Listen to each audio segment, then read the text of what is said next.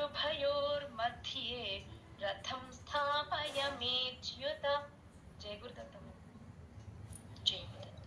యావదేతాన్ నిరీక్షేహం, ఇక్కడ యావదేతాన్ ఒక నా ఉందండి, నిరీక్షేహంలో ఒక నా ఉంది, చూసుకోండి. నాకు స్ట్రెస్ వచ్చినట్టు వస్తుంది.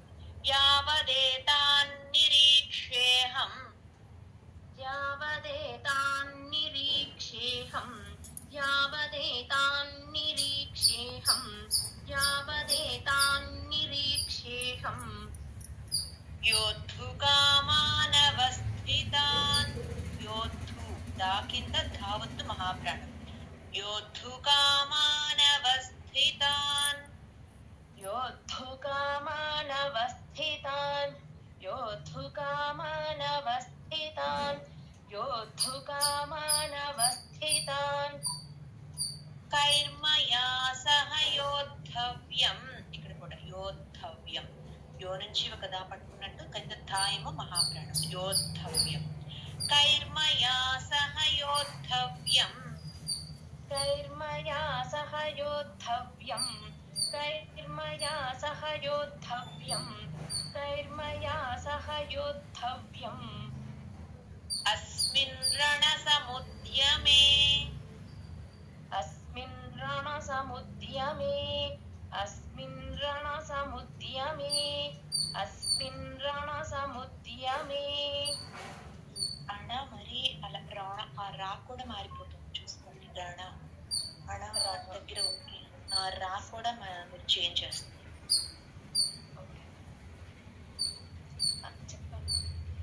పర్వాలేదు, నెక్స్ట్.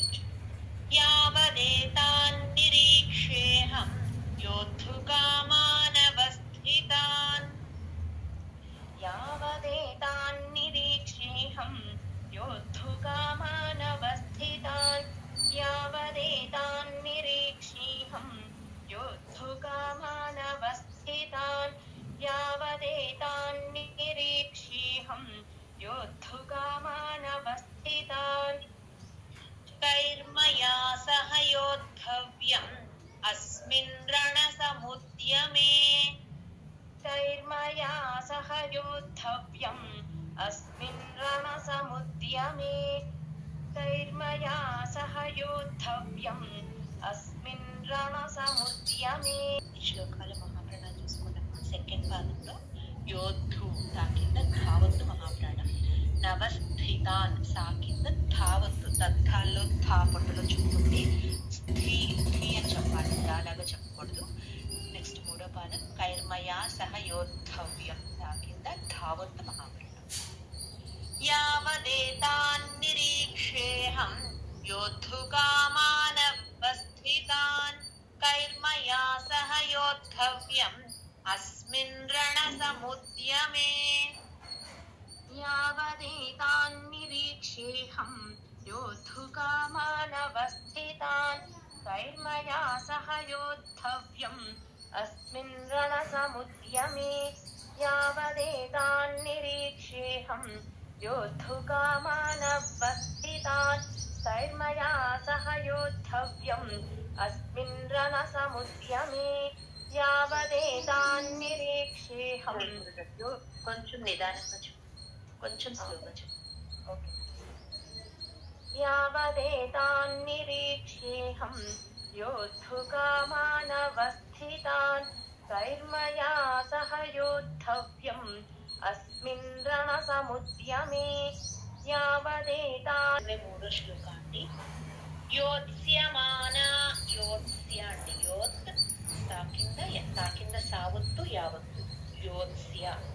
యోత్స్యమానానవేక్షేహం, యోత్స్యమానానవేక్షేహం, యోత్స్యమానానవేక్షేహం, యోత్స్యమానానవేక్షేహం య ఏతేత్ర, యా తర్వాత చిన్న పాజ్ ఇచ్చి ఏ చెప్పండి, అచ్చుల్లో ఏ అండి.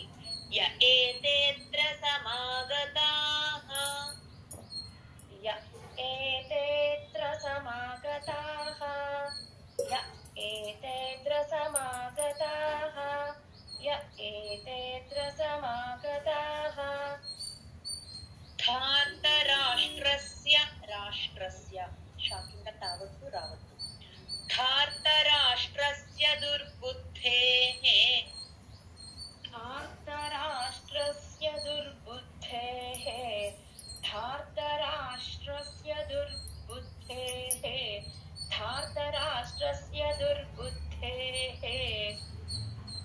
युद्धे प्रियचिकीर्षवः युद्धे प्रियचिकीर्षवः युद्धे प्रियचिकीर्षवः युद्धे प्रियचिकीर्षवः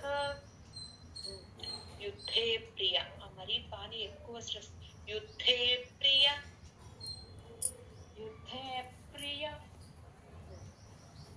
ఈ శ్లోకంలో చూసుకున్నామా